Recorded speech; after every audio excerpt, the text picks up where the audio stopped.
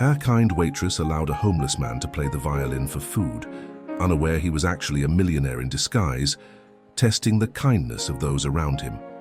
Don't let this be our last meeting. Subscribe, like, and comment now. The algorithm is unforgiving. Let's dive into the story. The lunch rush at Bella's Bistro was relentless as always. Emma Rodriguez wiped sweat from her forehead as she balanced 3 plates on her left arm and grabbed 2 glasses with her right hand. Her feet ached in the worn sneakers she'd had for 2 years, but she smiled anyway as she approached table 7. Here we have the grilled salmon, the Caesar salad, and the mushroom risotto, she announced cheerfully, setting down each plate with practiced precision. Can I get you anything else? The business executives barely looked up from their phones as they mumbled their thanks. Emma had grown used to being invisible to most customers, just another face in their busy lives. At 22, she'd been working at Bella's for 3 years, saving every penny she could while putting herself through night school. The tips weren't much, but it was honest work and she took pride in doing it well. As she turned to clear table 4, a commotion outside caught her attention. Through the large windows facing the street, she could see a small crowd gathering around someone on the sidewalk. Her heart clenched when she spotted a frail-looking man in tattered clothes, holding what appeared to be a violin case. "Emma!" barked Mr. Rodriguez, no relation despite the shared last name, the restaurant's perpetually stressed manager.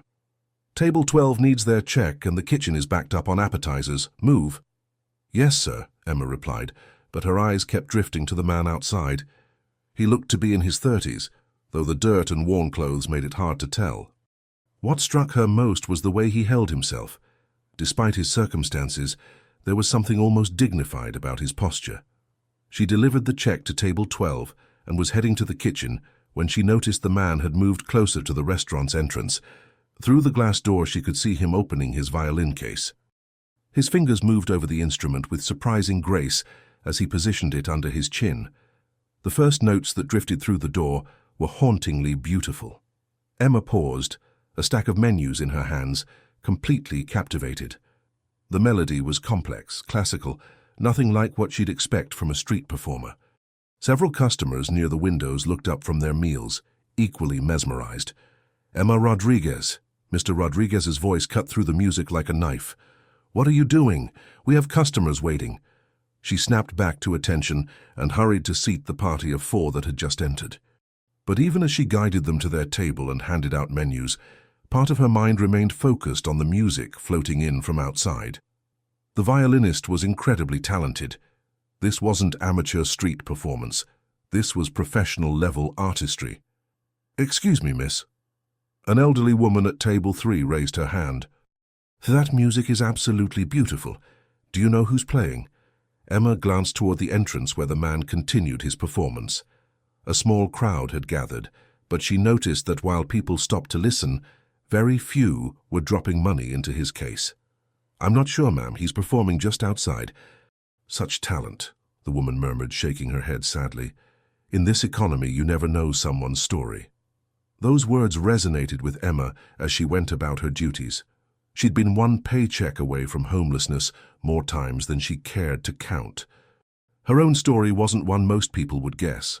A former honors student, whose family had lost everything in her father's medical bankruptcy, forcing her to abandon her college dreams and work full-time to support her sick mother. The lunch rush began to slow around 2 o'clock, and Emma finally had a moment to step outside during her break. The violinist was still there, though his audience had thinned. Up close she could see the fine lines around his green eyes and the way his dark hair, though unkempt, had good bones underneath the mess. His clothes were definitely worn and dirty, but something about him seemed off, like he was playing a part. "That was beautiful," she said softly as he lowered the violin. "I've never heard that piece before." He looked up, startled, as if he hadn't expected anyone to actually speak to him. For a moment, their eyes met, and Emma felt an odd flutter in her chest. Despite his appearance, his gaze was intelligent, almost piercing. "It's Bach," he said, his voice rough but cultured. "Partita number 2 in D minor, not exactly top 40 material." Emma smiled. "Well, I think it's incredible. You're really talented." Something shifted in his expression, surprise, maybe even suspicion. "Thank you," he said carefully. "Not many people stop to listen anymore. Their loss." Emma glanced back at the restaurant, knowing her break was almost over. Have you eaten today?" The question seemed to catch him off guard. "I'm sorry?" "Food. When did you last have a real meal?" He was quiet for a long moment, studying her face. "It's been a while," he finally admitted. Emma made a decision that would change everything. "Wait here." She rushed back inside, her mind racing. Mr. Rodriguez was in the office doing paperwork, and the kitchen staff was cleaning up from lunch service. She quickly grabbed a to-go container and filled it with leftover salmon from an order that had been sent back for being overcooked. Nothing wrong with it except the customer's preference for well-done fish. "What are you doing?" asked Maria, the head cook, raising an eyebrow.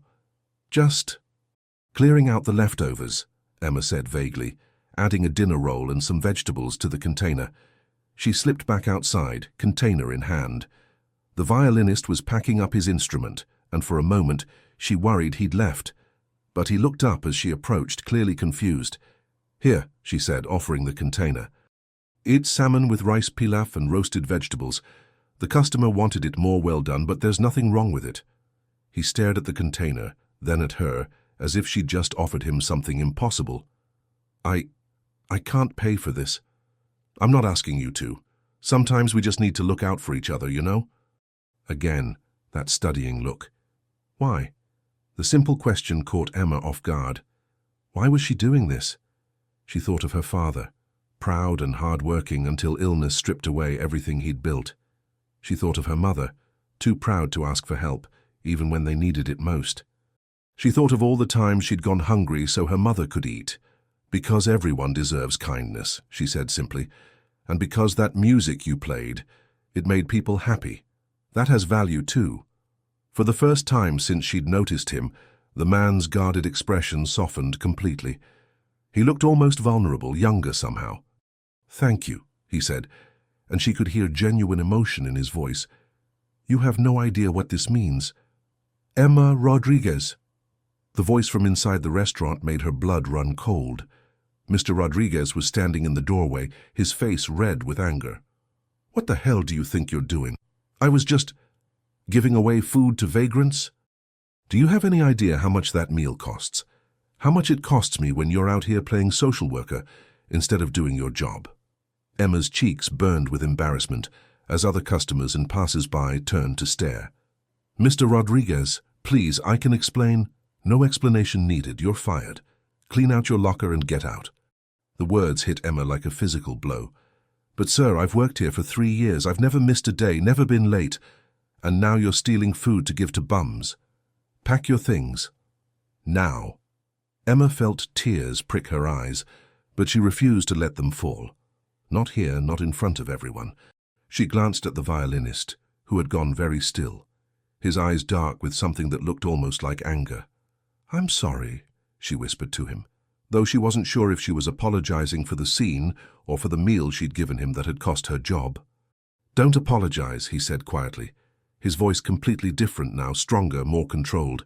"This isn't your fault." But Emma was already walking back into the restaurant, her world crumbling around her. She'd just lost the job she depended on to support herself and her mother, all because she'd tried to do something kind.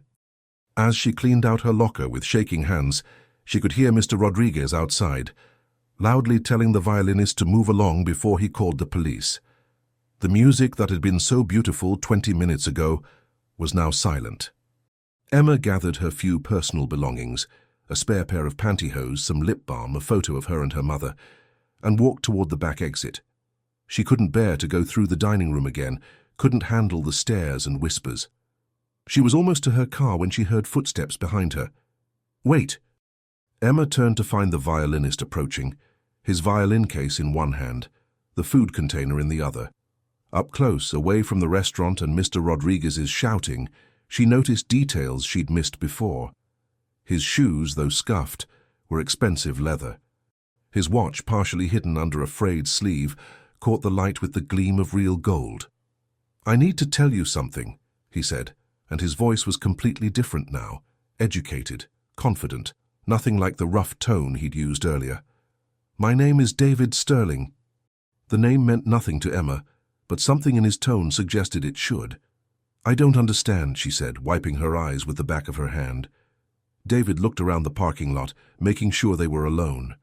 "I'm not homeless. I'm not. What I appear to be." Emma stared at him, confusion mixing with the pain of losing her job. "I don't understand what you're saying. I'm the CEO of Sterling Enterprises, I was.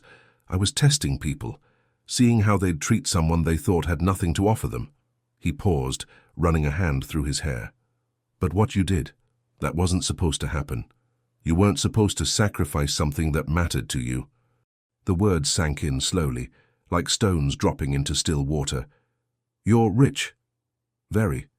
He met her eyes. "And I just cost you your job." Emma felt a surge of emotions she couldn't quite sort through. Anger, embarrassment, confusion. "So this was all some kind of game to you, some experiment?" "It started that way," David said quietly. "But not anymore." "Not anymore?" Emma's voice rose. "I just lost my job because I gave food to someone I thought needed it. And you're telling me you're some millionaire playing dress-up? I know how it sounds." "Do you?" Emma stepped closer, her fear and sadness transforming into fury. "Do you have any idea what that job meant to me? I have a sick mother. I have bills, I have—" She stopped herself, not owing this stranger any explanations, no matter who he claimed to be. David reached into his jacket, and Emma was startled to see he was wearing a very expensive suit jacket under the tattered outer layer. He pulled out a business card and held it out to her. "Sterling Enterprises, David Sterling, CEO." She read the card, then looked back up at his face. "This is really you?" "Yes." Emma stared at the card, then at David, then back at the card. The reality of the situation was sinking in, and with it came a depth of humiliation she'd never experienced. "So you watched me lose my job. You watched my boss humiliate me in front of everyone, and you could have stopped it. I didn't think—" "No, you didn't think." Emma's voice was steady now, cold. "You were too busy playing your little game to think about the real consequences for real people." She turned toward her car, but David stepped in front of her. "Please. Let me fix this. Let me—" "Fix this?" Emma laughed, but there was no humor in it. "You can't fix this. You can't give me back my dignity or my job or make this whole humiliating mess disappear.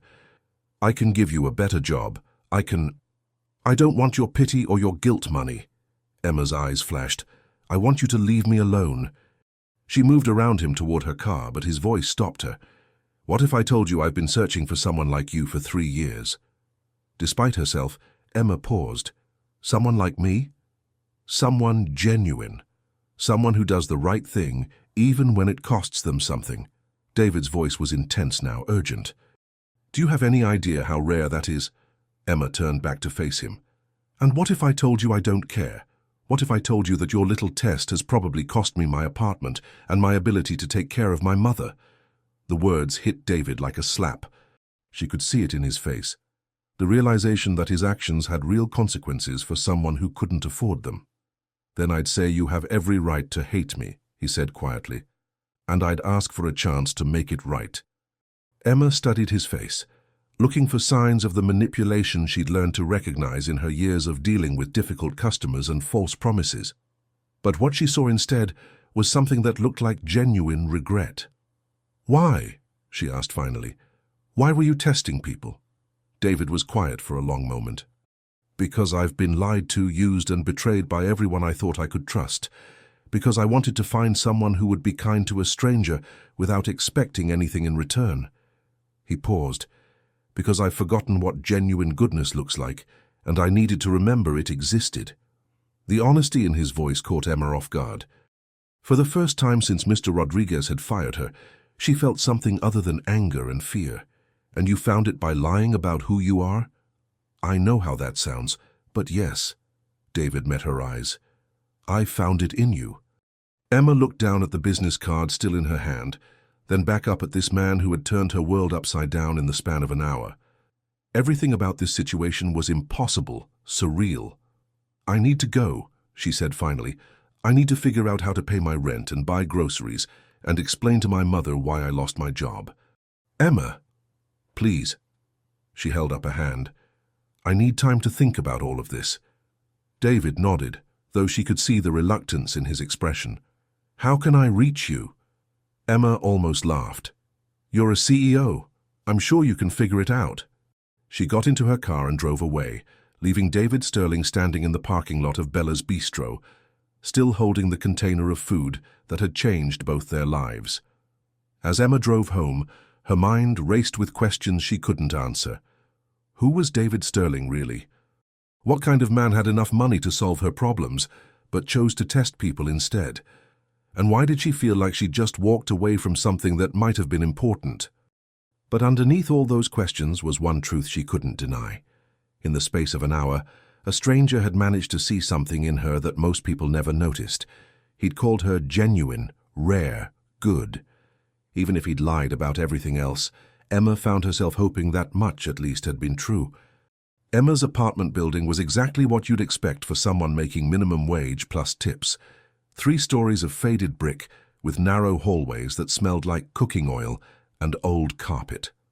She climbed the stairs to the 2nd floor, her legs heavy with exhaustion and defeat.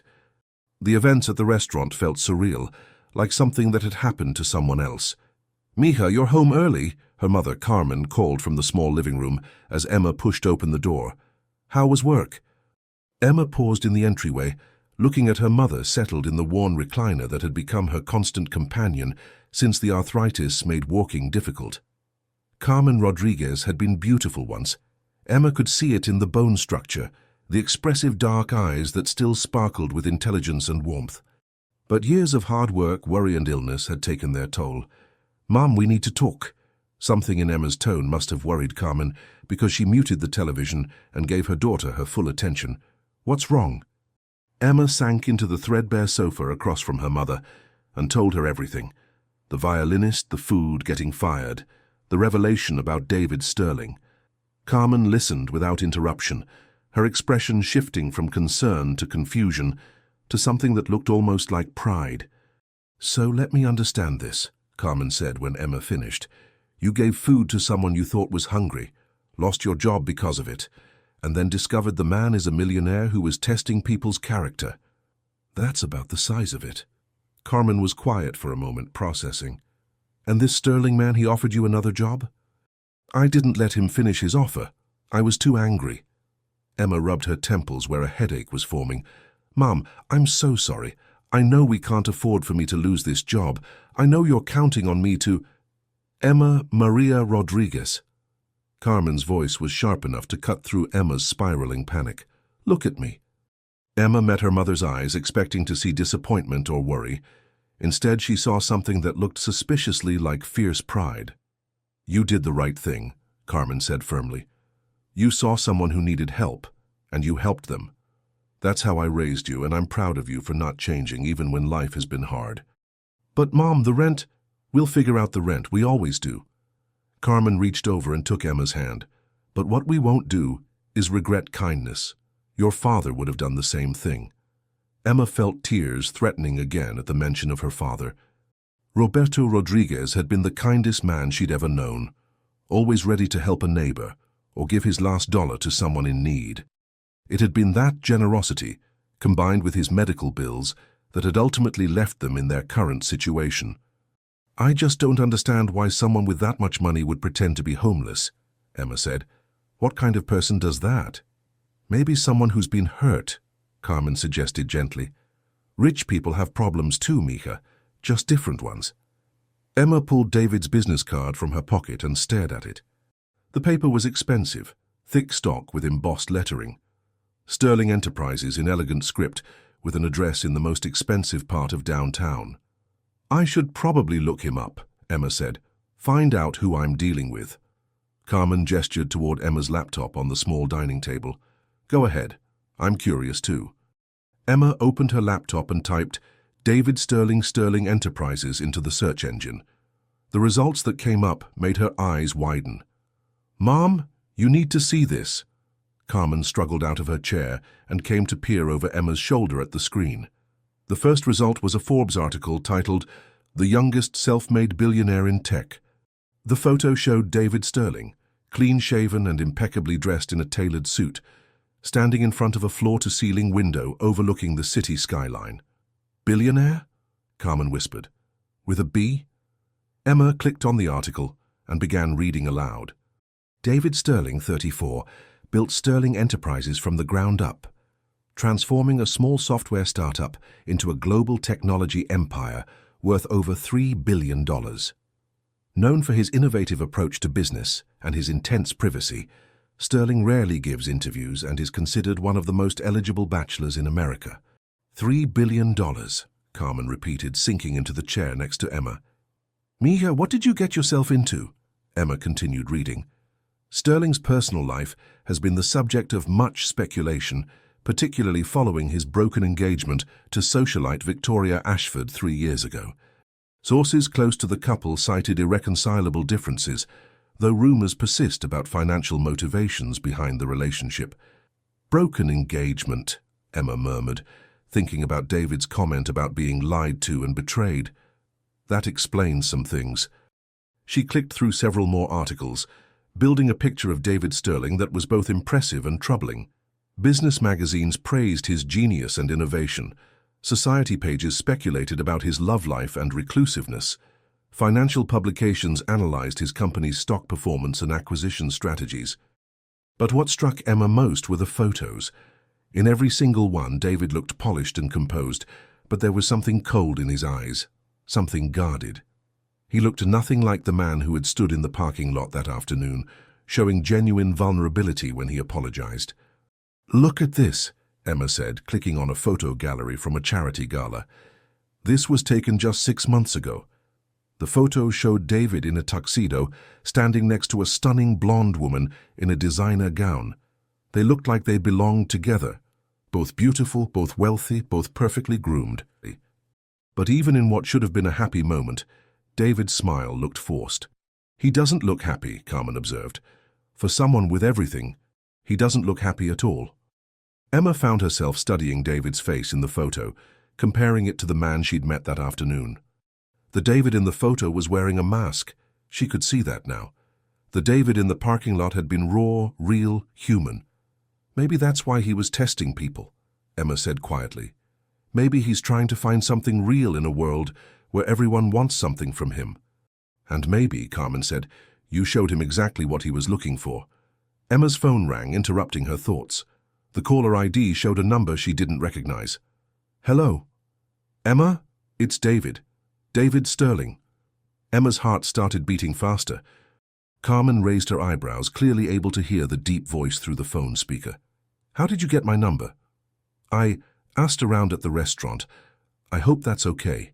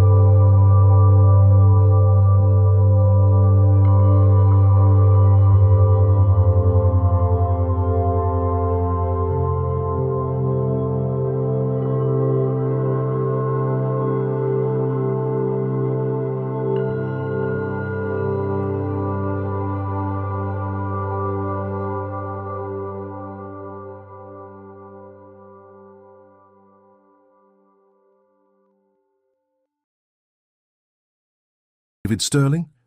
The hostess's entire demeanor changed instantly. Of course, Mr. Sterling is waiting for you. Right this way, please. Emma followed her through the dining room, trying not to stare at the other patrons. This was clearly the kind of place where politicians made deals and CEOs conducted business over wine that cost more than her monthly grocery budget. David was seated at a corner table, and Emma's breath caught when she saw him. Gone was any trace of the disheveled street performer from that afternoon. He was wearing a perfectly tailored charcoal suit, his dark hair styled and his face clean-shaven. He looked every inch the billionaire CEO she'd read about online. But when he stood to greet her, his eyes were the same, intelligent, guarded, but with that hint of vulnerability she'd glimpsed in the parking lot. "Emma, you look beautiful." "You look..." Emma paused, taking in his transformation.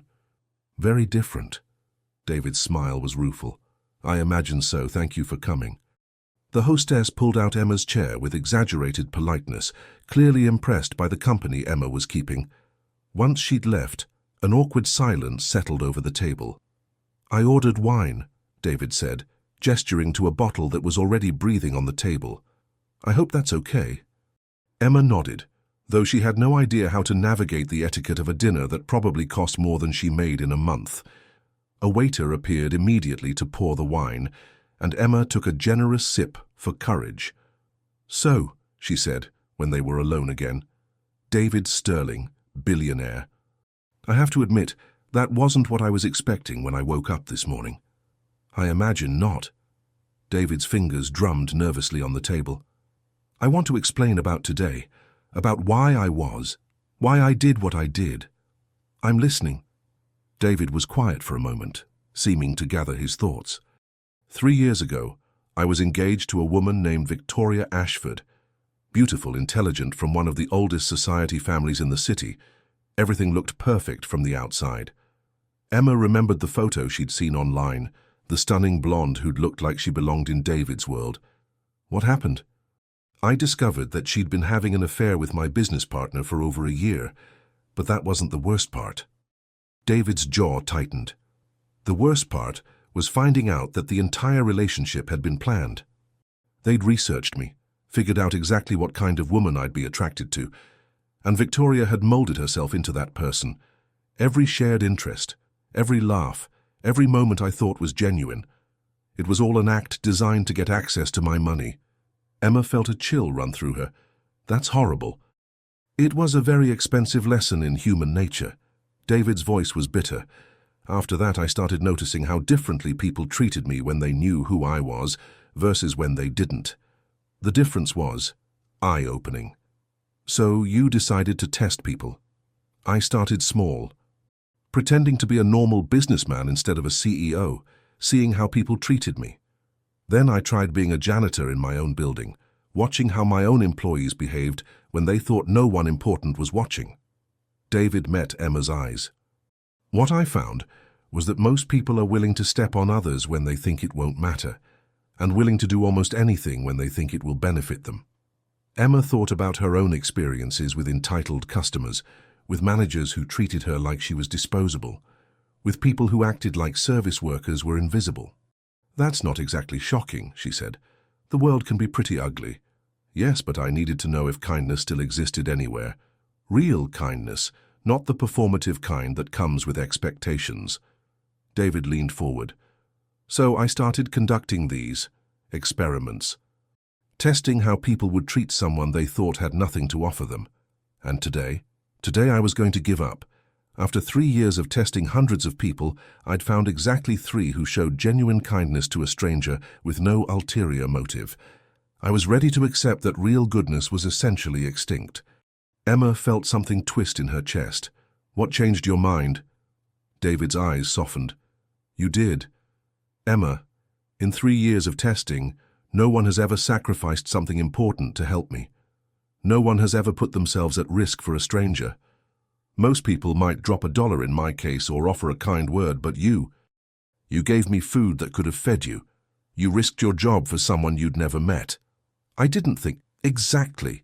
You didn't think about what it might cost you or what you might get in return. You just acted on pure instinct to help someone.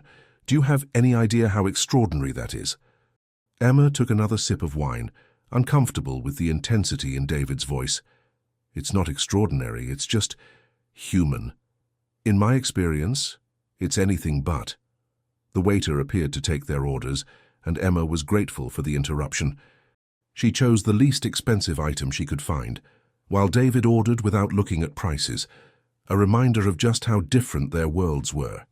When they were alone again, Emma decided to ask the question that had been bothering her since she'd looked him up online. If you're worth $3 billion, why do you care so much about finding genuine people?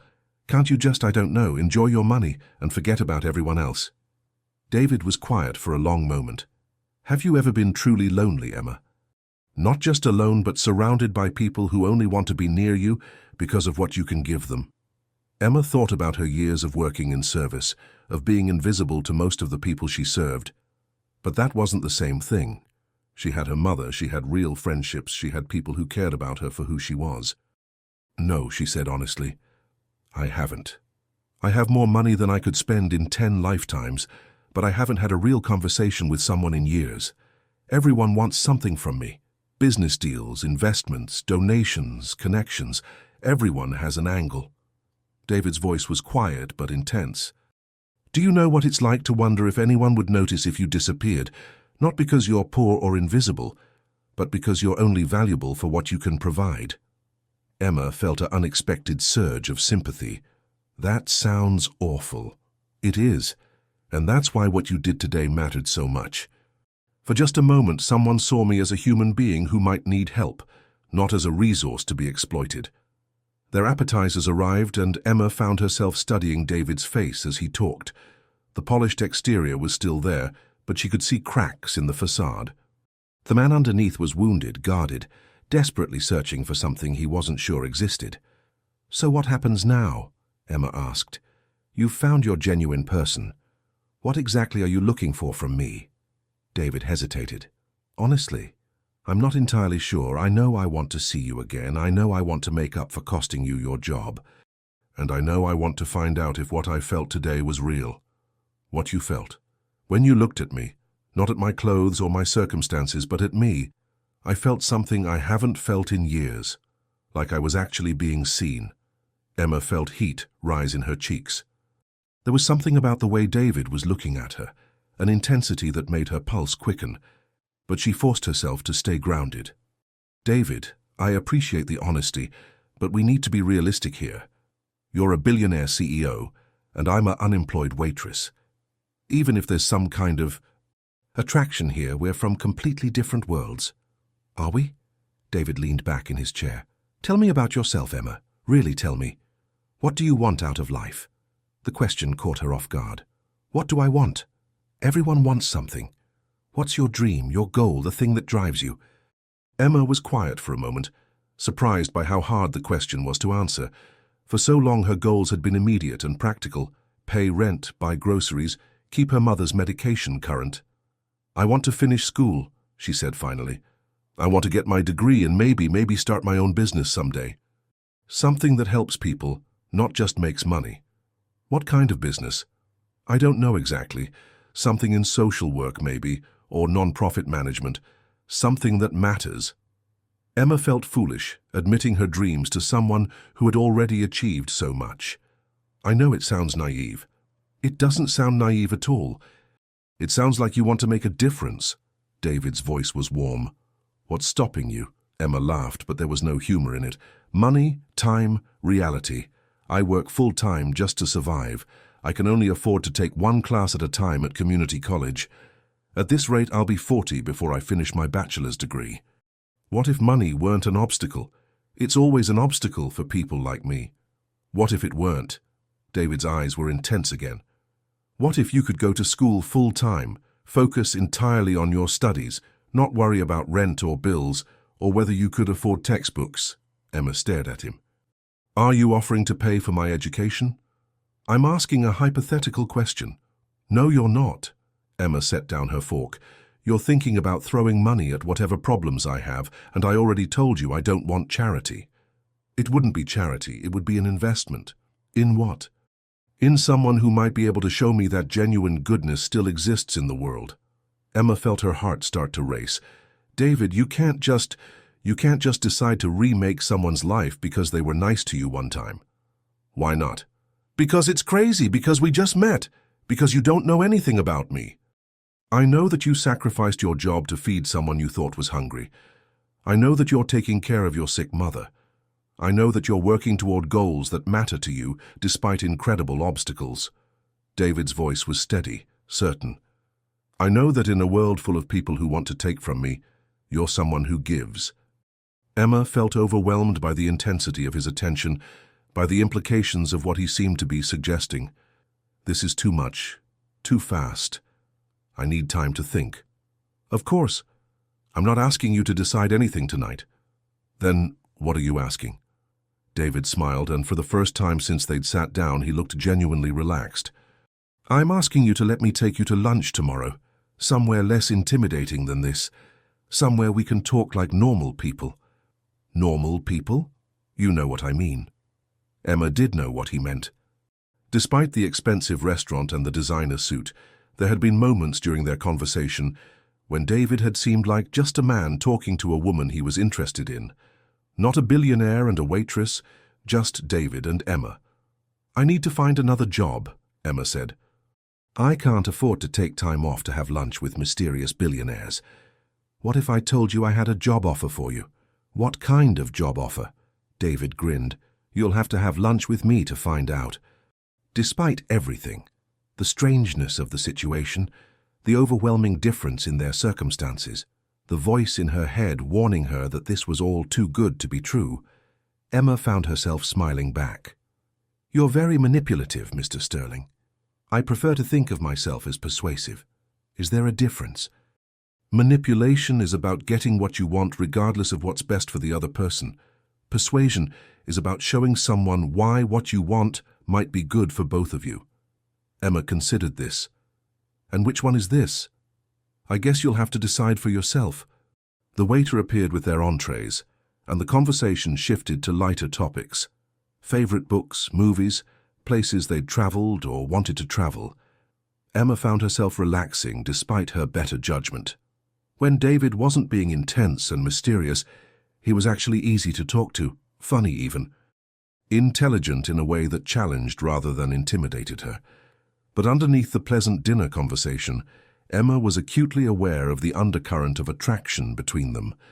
The way David's eyes lingered on her face when she talked, the way her pulse quickened when he smiled, the way the air seemed to crackle with possibility whenever their conversation turned personal. By the time they finished dinner, Emma's mind was spinning with questions she couldn't answer. Was David Sterling genuine? Or was this all just a more sophisticated version of the games he'd admitted to playing? Was she being smart and cautious, or was she letting fear keep her from something extraordinary? And most dangerously, what was she going to do about the undeniable fact that she was attracted to a man whose life was so far removed from hers that they might as well be from different planets? Let me drive you home, David said as they prepared to leave. I have my car. Then let me follow you. Make sure you get home safely. Emma wanted to argue, but something in his tone stopped her. Not possessive or controlling, just concerned. When was the last time someone had been concerned about her safety? Okay, she said softly. David signaled for the check, and Emma was grateful she couldn't see the total. As they walked toward the restaurant's exit, she was hyper-aware of his presence beside her. The way he moved with confidence and grace, the subtle scent of his cologne, the protective way he positioned himself slightly in front of her as they navigated through the crowded dining room. In the parking lot, David walked her to her car, an ancient Honda Civic that looked even more decrepit next to his sleek black Mercedes. Emma, he said as she unlocked her door, whatever you decide about lunch tomorrow, I want you to know that meeting you today changed something for me. You reminded me that good people still exist, and that's a gift I can never repay. Emma looked up at him, struck by the sincerity in his voice. You don't need to repay kindness, David. That's the whole point of kindness. David stepped closer, close enough that Emma could see the flecks of gold in his green eyes. For a moment she thought he might kiss her, and her heart hammered against her ribs. Instead, he reached out and gently tucked a strand of hair behind her ear. "You're extraordinary, Emma Rodriguez. I hope you know that." The simple touch sent warmth flooding through her entire body. "I'm really not." "Yes," David said quietly. "You really are."